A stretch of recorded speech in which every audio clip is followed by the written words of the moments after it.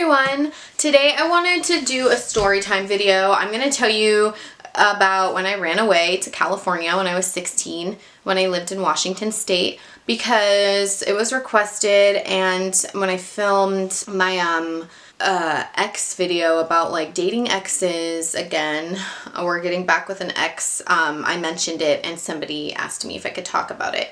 I have been wanting to film this for a while. It's been so long. I was 16 then, that was almost 10 years ago. So yeah, so anyway, I was a sophomore in high school and my boyfriend, Michael, lived in Mammoth Lakes, where he's from, in California. So, Michael and I are dating again. We've been together for a couple, like 2.5 years now. So we've known each other for a very long time. I've known him since I was like 12. Like that's when we first met. And he's a year older than me, almost a year older than me. And we liked each other and had a crush on each other. And I'm sorry, I'm so tired. I need to get coffee today. Whew.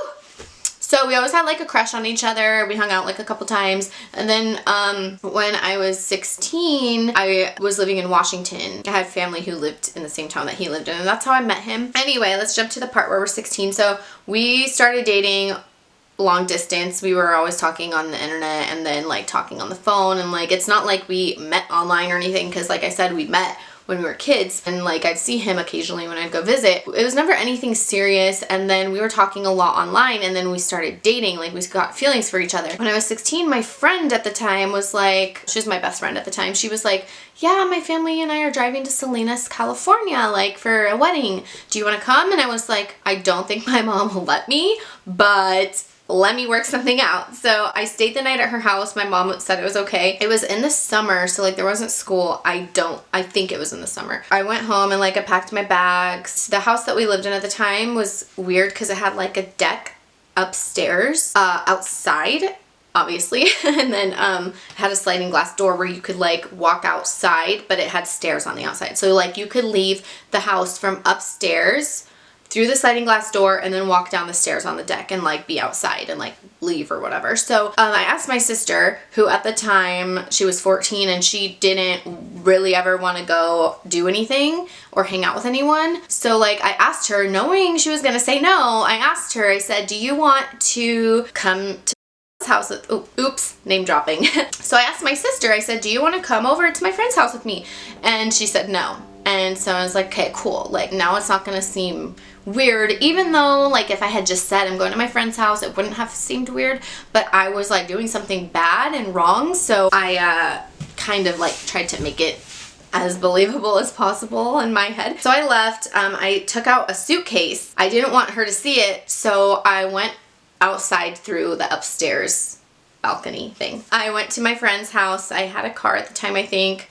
So I drove over there, stayed the night. I told my mom I was going to be there for like a night or two. Second day was like, we left really early in the morning, like 4 in the morning or something. It was dark outside still. And we started driving. And I helped drive it, and it was a big Suburban. It was my friend and her brother and her sister and her dad. And he let me drive part of the way. It was my first time driving a big old car like that.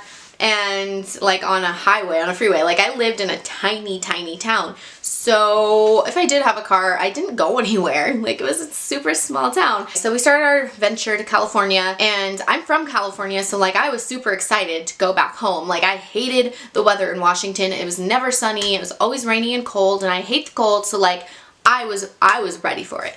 So at the time, like I was talking to my boyfriend on the phone, you know, and I'd be like, yeah, like I'm coming down. Like I didn't even have a game plan yet. I was just going to Salinas with my friend.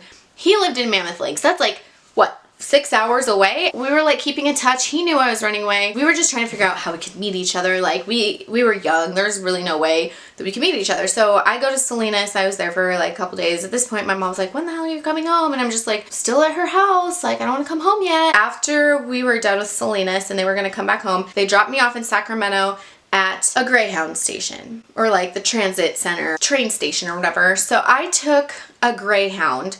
I called my aunt who lived in Mammoth where Michael lived, and I told her what was going on. And I was like, look, I don't want my mom to know yet. Can you pick me up in Reno? Reno's like a few hours from Mammoth, and that's where the bus was going. So she said, yeah, I'll come get you. And like, you know, I told her, you know, I'm gonna tell my mom, but like, don't tell her yet because I want to tell her myself. So I was already at the Greyhound station in Sacramento. I think it's like 4 hours or something from there to Reno. I don't know. I called my mom. She doesn't answer, which I was really relieved. So I could leave her a voicemail and like tell her everything without her yelling at me. She was trying to get a hold of me like throughout the day. I was being really hard to get a hold of, and she was getting really frustrated and telling me I need to come home. So I called her, she didn't answer. I left a voicemail and I told her, I can't remember, I just told her, you know, look, I'm going to Mammoth, I'm going to California, I'm already in Sacramento, and I'm going to Reno where my aunt is gonna pick me up. And I'm just like, now thinking about it, it just sounds so bad. Oh my God.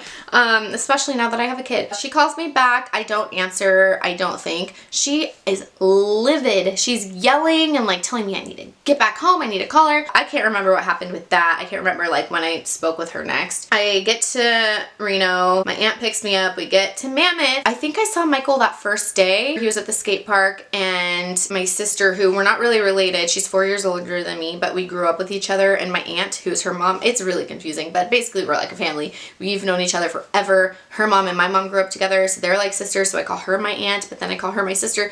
It's a confusing story. Anyway, so my older sister took me to the skate park to meet up with Michael, where Michael almost fell off of his skateboard while he's looking at me, and then he comes up to me and like we greet each other, and I was just so happy. So anyway, it turns out like I stayed in Mammoth for a few months. My sister was so mad at me too. Like anytime I ever did something wrong, my sister was just like, oh, you're a bad influence, like all this stuff. But yeah, I mean, I can't say that I regret it though, because Michael and I like had like those few months to like, you know, build a relationship, and we had really good times together. It was awesome. Like I love Mammoth. I loved being there. I have so many friends there. Well, I'd like to think I have so many friends there. I have a good amount of friends there. So I went to school there, but I didn't go to the high school. I went to the continuation school because my grades were so bad from the year before. I had my birthday party there when I turned 17, and then like a few months after that, I ended up moving back home to Washington because just some stuff happened in my life where I had to go back. I was really sad, but Michael and I stayed together. My mom was okay with me staying in Mammoth for a few months. Like she got to the point where she was like, you know what, if you want to be there, you can stay there. And then when I went back to Washington, I took a train too. It was the longest train ride of my life. So I moved back, and my boyfriend came to visit me for a week. Then he came to live with me when I was a senior in high school, and he was only living with me for a few months. It didn't work out. He hated it there, which I don't blame him because it's a really super tiny town. It's like a hick town, and nobody likes it there, even the people who are from there. I mean, when you're young and you're that age, you don't want to be in like such a tiny little town. He ended up moving back to Mammoth. I stayed because I was in school, and we would still talk, and then we ended up like breaking up, but we would still talk every single day. And then it got to this weird point where it was like, oh, we'll get back together, but we never did. And then eventually we just broke up like for good. I was really heartbroken, but it was long distance. We were young, you know, it just didn't work out. So yeah, that was like almost 10 years ago. So we didn't speak for 5 years, and then we saw each other for the first time in 5 years a couple years ago, and that was the beginning of like our whole relationship. Now, that's my running away story. I don't recommend running away. I'm not giving anyone advice to run away. I mean, I don't regret it because so many good things came out of it, but at the same time, I feel really bad, Mom. I'm sorry. Anyway, if you guys have any requests, I want to do a boyfriend does my makeup tag, boyfriend does my makeup tag soon, but let me know. I'll talk to you guys later. Bye.